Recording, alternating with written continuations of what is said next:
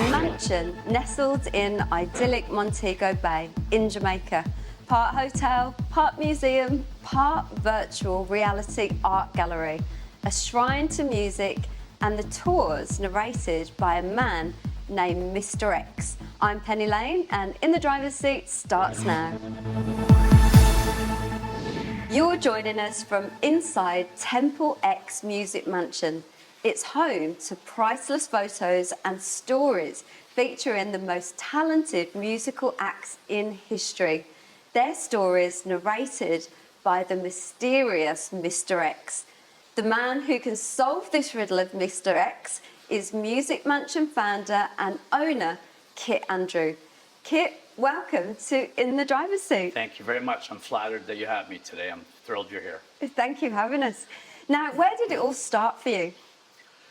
Well, where did Music Mansion start, or where did the music start? Let's start with the music. The music started many years ago when I owned and operated many music venues and pubs in Ontario, Canada. And then over time, my big break, I guess, came when I started working in the office of Michael Cole, who was the founder of Live Nation. And I got to really meet and start to mingle with some real people in the music business. So through that relationship, I had the opportunity to work with the Rolling Stones and some of the biggest acts in the world. That really catapulted my career. Well, I thought it catapulted my career at the time, although I did come to find that I was always the junior guy, so I never got paid.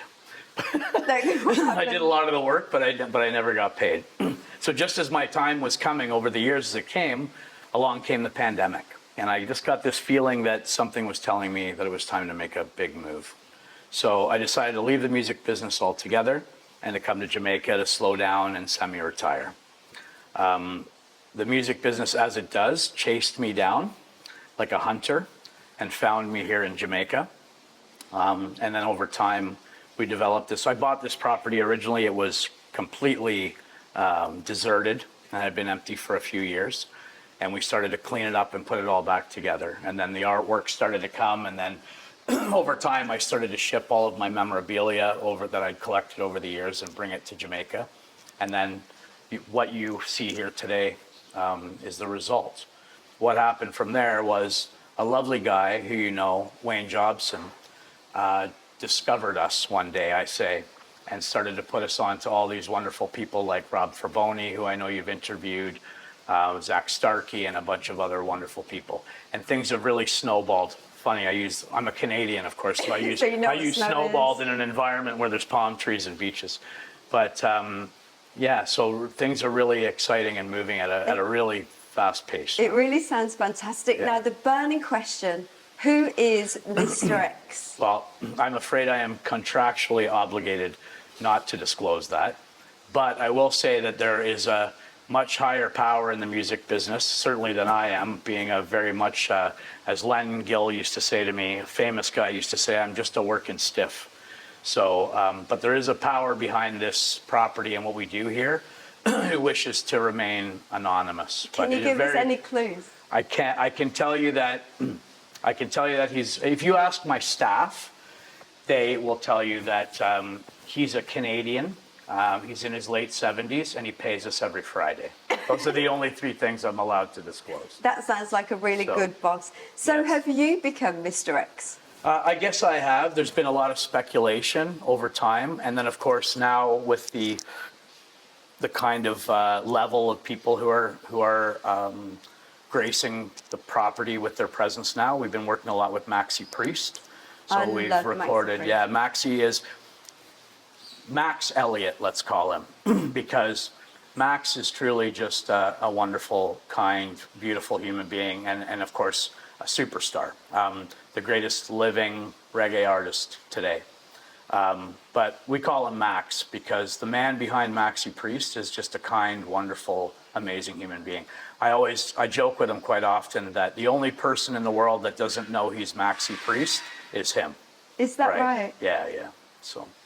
Amazing guy. And from Canada to Jamaica, what was the attraction to Jamaica? Well, the weather, number one. During COVID, I was lucky enough to travel a lot with my parents when I was younger. My father's a Brit, my mom's a Canadian, a Newfoundlander. And I grew up in the entertainment business from a young age. So my mom had a restaurant. So by 11 years old, I was laboring in the restaurant. And I kind of grew up around music and hospitality. From there, the pandemic is really what brought me. So when the pandemic hit, I was just looking for somewhere to go. And the proximity to Canada, I have 3 beautiful children in Canada. Well, children, they're all adults now, grown up. I always joke with my kids, I say, I don't know how, my daughter, I told her, I don't know how you're 29 when I'm 28. Could never figure that out. But I don't know, there's something about Jamaica. I traveled here before. I mean, Jamaica has a culture unlike many other places in the world, a very distinct culture. The food is superb, the people are superb. The proximity to Canada, for me, a 4-hour flight from Toronto to Montego Bay to be here, to be near my kids. Of course, it's a fabulously beautiful, amazing place. And I was getting close to 50. And I think the pandemic for me was really a thing that just said to me, it's time to make a change. Something drastic needs to happen. And where 100%. did all of this amazing memorabilia come from? So, funnily enough, the artwork is all the work of a friend of mine who you recently, well, you didn't actually meet him, but I know you're at Utopia Studios. I was. So Lizzie is the owner of Utopia Studios, and her husband David is a very famous photographer who's a friend of mine. Yeah. And he licensed me the images here. I had this big, huge house with all of this space on the walls, and I thought, what am I going to do with all this wall space? So he very graciously put me in a position where I could use his artwork to grace the walls of this beautiful place, and it really has made it come alive. And the rooms are so different. I walked into my room, there's a massive picture of Ozzy Osbourne, which I was so pleased to see, being from Birmingham myself. Right. And the artwork is phenomenal. Is each room different? Yeah, every room is themed to a particular artist. And yes, that Ozzy picture, of course, it's in your room, has caused a lot of controversy over time. Ozzy was actually involved in a lawsuit about that because it was during a time, very dark time, where parents were saying that his music was actually causing young people to commit suicide. Oh no, I didn't know that. And it was, the photo was actually a joke at the time, but it actually caused a huge amount of controversy in the music business, that particular photo. But very, very famous photo. And of course, taken by David McGow, so who's a very dear friend of mine.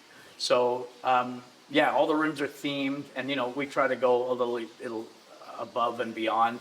The McCartney suite has some beautiful mural work inside it, and so does the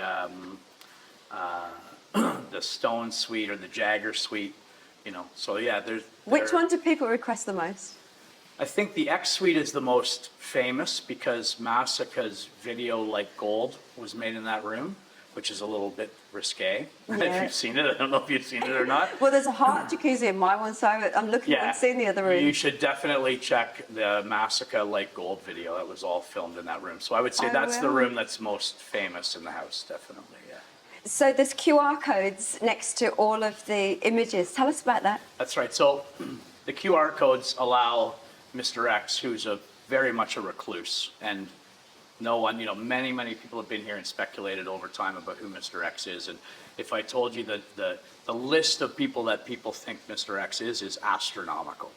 But Mr. X has the opportunity to tell you a personal story. So something that you might not know, something that wouldn't be necessarily in the public domain, a personal story about him and that artist, because he's worked with all of these people intimately over many, many decades in the music business. So when it comes to stories, those are some of the stories that should be shared, rather than me sharing stories. As far as sharing stories about things that happen here, certainly the Massacre videos were interesting while they were here, but we're always contractually obligated to secrecy. So there are artists that have been here, recorded here, that have information, music, videos that are not yet released, and we're not even at liberty to say that they've even been on the property, which to me is kind of crazy. But we take very seriously the caliber of people that we attract, and obviously anonymity and their privacy is of critical importance. That's something that we're really proud of, that the energy here creates that environment where these big stars can just be themselves and feel like they're with friends and with family. And as a businessman, how do you gauge success? That's easy. I gauge success by how I can help. And helping doesn't mean necessarily, donating money or any of those things. Just inspiring people toward good things, peace, harmony, music, love, wonderful, wonderful relationships.